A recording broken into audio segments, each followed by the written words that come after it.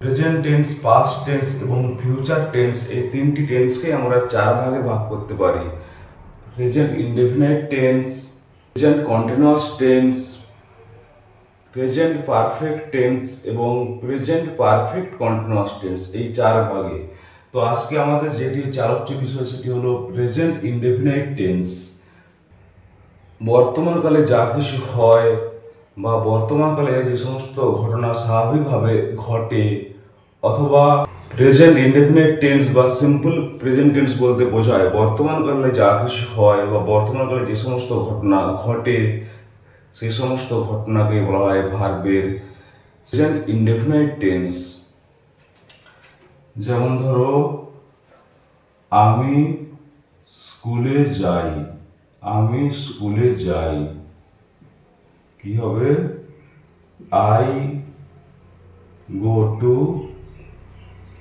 I go to the school. I go to the school. সে বল খেলে, সে football খেলে,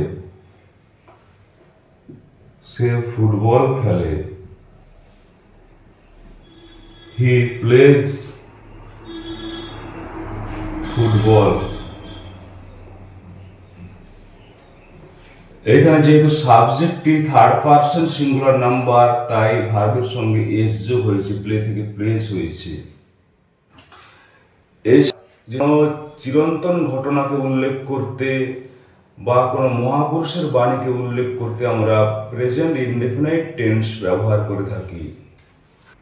the sun rises, সূর্য ওঠে, RISES, rise থেকে rises হয়েছে, তার কারণ দ্য সানটা এখানে থার্ড পারসন সিঙ্গুলার নাম্বার। যেমন ধরো, রবীন্দ্রনাথ ঠাকুর বলেছিলেন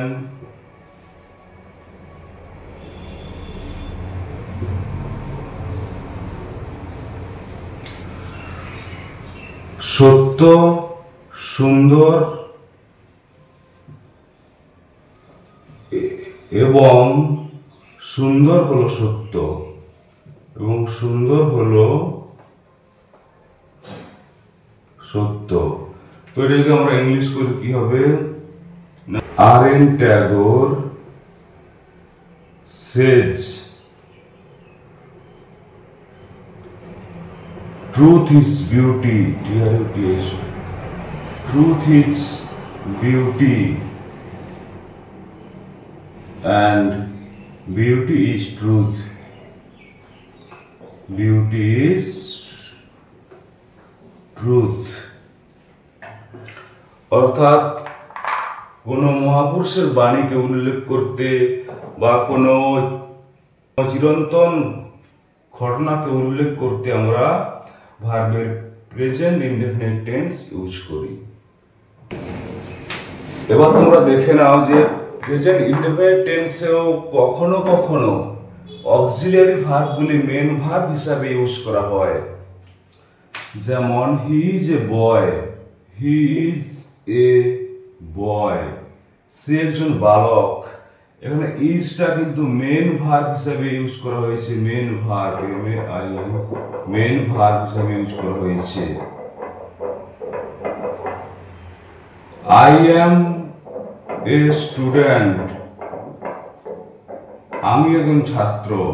এখানে এমটা মেন ভার্ব হিসাবে ইউজ করা হয়েছে, যেহেতু এখানে অন্য কোনো মেন ভার্ব নেই এবং যেহেতু এই বাক্যটি সম্পূর্ণ করবার জন্য একমাত্র ভার্ব রয়েছে ইজ আর এখানে এম, তাই এখানে এম এবং ইজ মেন ভার্ব, তাই এটি হবে প্রেজেন্ট ইনডেফিনিট টেন্স এবং এই সেন্টেন্সটি হবে প্রেজেন্ট ইনডেফিনিট টেন্স। বর্তমানকালে যা কিছু হচ্ছে বা ঘটছে বা চলছে এরকম বোঝাতে, বর্তমানকালে যা কিছু হচ্ছে বা চলছে বা ঘটছে এরকম বোঝাতে ভার্বের প্রেজেন্ট কন্টিনিউয়াস টেন্স হয়। যেমন আমি একটি বই পড়ছি, সে মাঠে ছুটছে, সে মাঠে ছুটছে, কি হবে? He is running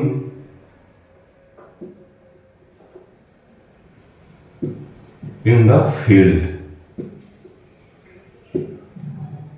আমি বই পড়ছি, আমি একটি বই পড়ছি।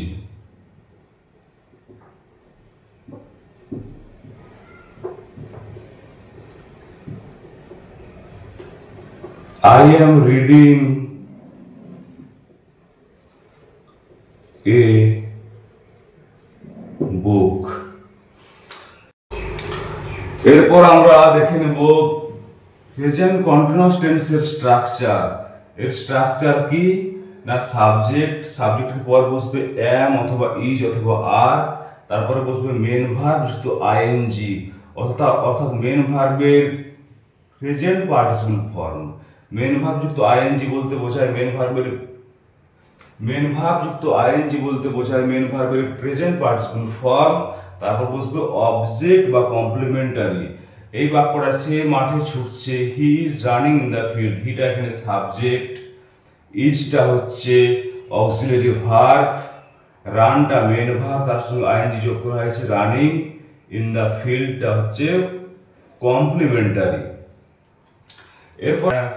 এরপর আমরা দেখে নেব যে কোন কোন সাবজেক্টের পর am, is বা are বসে, বা সাবজেক্ট অনুযায়ী am, is, are এর ব্যবহার আমরা দেখে নেব। I সাবজেক্ট থাকলে I বা আমির পরে সবসময় am বসবে।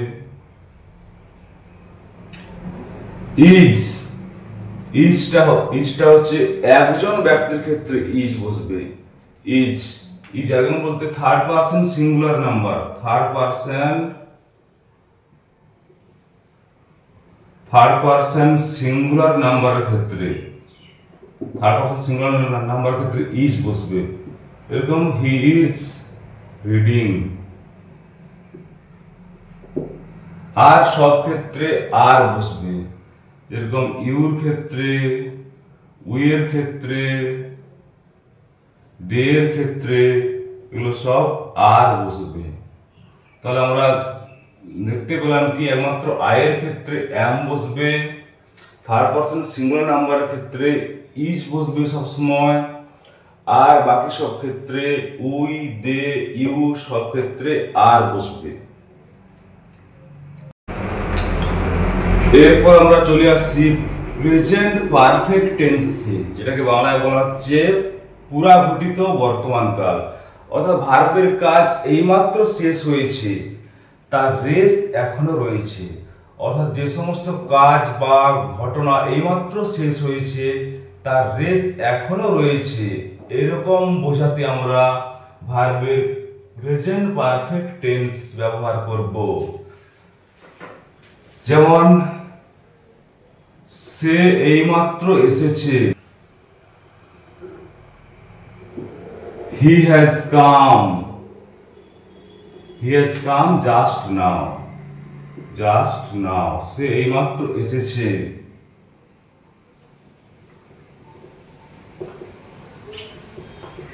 আমি স্কুলে পৌঁছেছি, কি হবে, I have reached the school,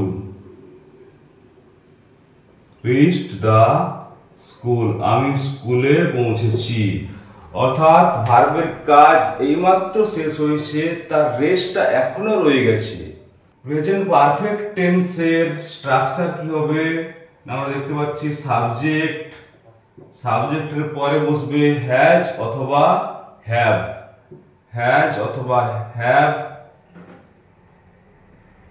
তারপরে বসবে ভার্বের পাস্ট পার্টিসিপল ফর্ম, ভার্বের পাস্ট পার্টিসিপল ফর্ম।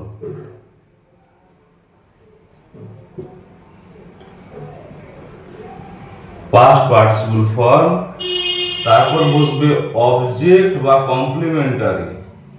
এটা হলো প্রেজেন্ট পারফেক্ট টেন্সের স্ট্রাকচার বা বাক্যের গঠন।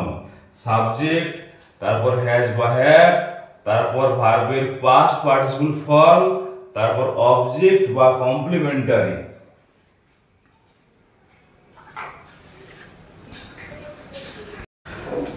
প্রেজেন্ট পারফেক্ট টেন্সে সাবজেক্টের পরে কোন কোন ক্ষেত্রে হ্যাভ বসবে এবং কোন কোন ক্ষেত্রে হ্যাজ বসবে তোমরা মন দিয়ে দেখে নাও। আই, উই, ইউ, দে থাকলে সবসময় সাবজেক্টের পরে হ্যাভ বসবে। যেমন you have written a letter just now, we have reached the station, আমরা স্টেশনে পৌঁছেছি। এছাড়া থার্ড পারসন সিঙ্গুলার নাম্বারের পরে হ্যাজ বসবে, থার্ড পারসন সিঙ্গুলার নাম্বারের পরে হ্যাজ বসবে। রাম হ্যাজ গান দেয়ার, রাম সেখানে গিয়েছে। হি হ্যাজ কাম হেয়ার, সে এখানে এসেছে। তাহলে আমরা দেখতে পাচ্ছি আই, উই, ইউ, দে সমস্ত ক্ষেত্রে সাবজেক্টের পরে হ্যাভ বসবে, হি, সি, ইট এর পরে হ্যাজ বসবে। পরের দিন আমরা আলোচনা করব প্রেজেন্ট পারফেক্ট কন্টিনিউয়াস টেন্স এবং তারপরে past indefinite, past continuous, past perfect and past perfect continuous. সবাইকে ধন্যবাদ।